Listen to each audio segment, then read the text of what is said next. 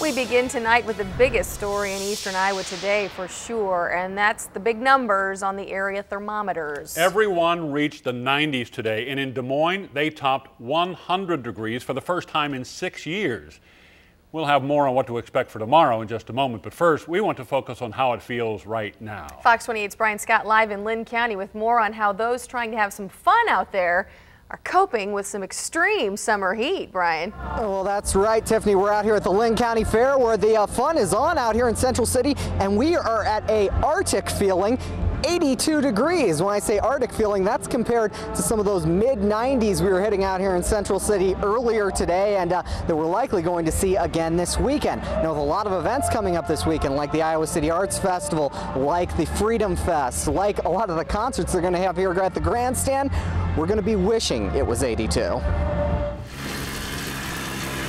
There is a lot to talk about at this year's Linn County Fair, like the food. It is pretty hot, yeah. Well, there's the rides. Very hot. It's been a little horrendous, so. Okay, so the heat's kind of stealing the show so far.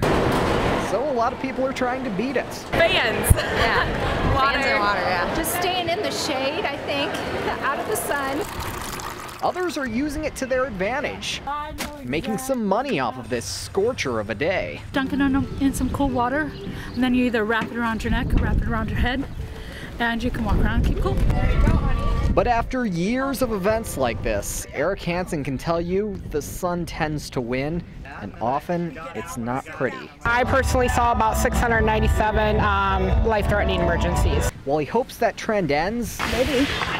his crew's ready to jump in when things get out of control. We want to try to keep them cool as much as possible, get them in and out of the heat, get them into an air-conditioned area. A little bit.